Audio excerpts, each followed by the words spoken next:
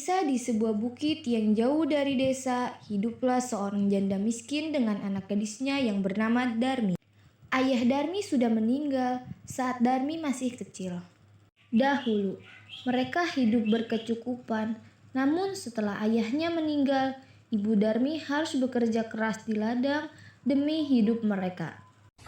Ibu, bukankah sudah berulang kali aku bilang kepada ibu bahwa setiap aku bangun tidur, ibu harus sudah menata kamarku hingga rapi, menyediakan aku lulur, air hangat, dan menyediakan sari buah untukku. Kamu itu sudah besar, nak. Kamu bisa melakukan itu sendiri. Kan ibu tahu, aku tuh sibuk. Matahari mulai memancarkan sinarnya. Sang ibu siap-siap pergi ke sawah untuk bekerja. Ibu tidak pernah lupa mengajak Darmi untuk membantunya di sawah. Darmi, ayo bantu ibu bekerja di sawah.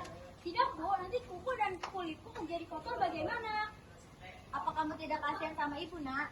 Aku lagi dandan, Bu. Akhirnya sang ibu pergi ke sawah sendirian.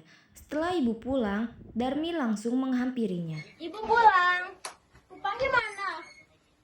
Nah, ini dia. Jangan, nak. Itu untuk kita membeli beras. Tapi berasku habis, Bu. Kamu itu jadi anak Meskipun cuma marah, bisa sang main aja, ibu nggak tetap pernah memberikan bekerja. uang itu kepada Darmi.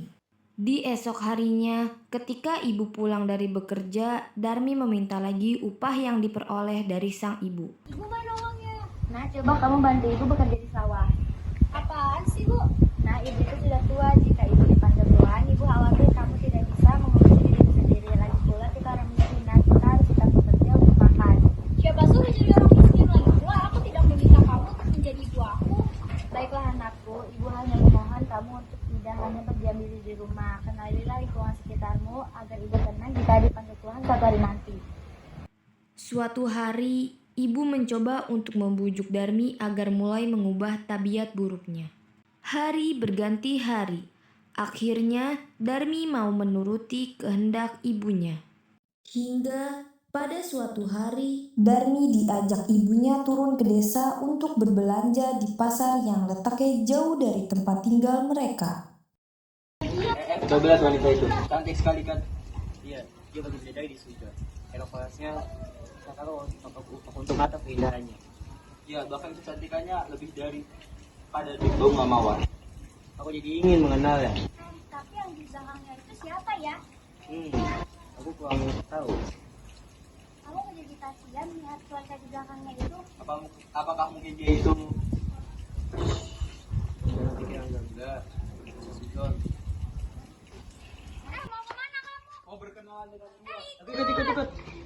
Di antara orang yang melihatnya itu, seorang pemuda mendekati dan bertanya kepada gadis itu. Hai cantik, siapa yang di belakangmu itu? Apakah dia itu ibumu? Bukan, dia itu pembantuku. Kamu yakin itu bukan ibumu?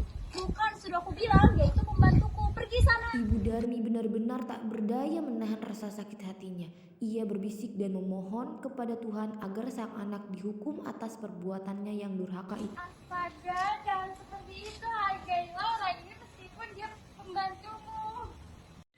Ya Tuhan, hamba tak kuat menahan hinaan ini. Anak kandung hamba begitu teganya memperlakukan diri hamba sedemikian rupa. Ya Tuhan, hukumlah anak durhaka ini, hukumlah dia. Atas kekuasaan Tuhan yang Maha Esa, perlahan-lahan tubuh gadis durhaka itu berubah menjadi batu. Oh ibu, ampunilah aku, ibu.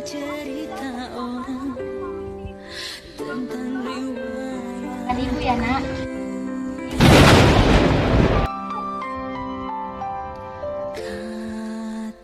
Dari cerita rakyat batu menangis, kita dapat mengambil pelajaran bahwa kita sebagai seorang anak hendaknya kita harus berbakti kepada kedua orang tua kita. Ibu adalah orang yang telah mengandung, melahirkan, dan merawat kita dengan penuh kasih sayang.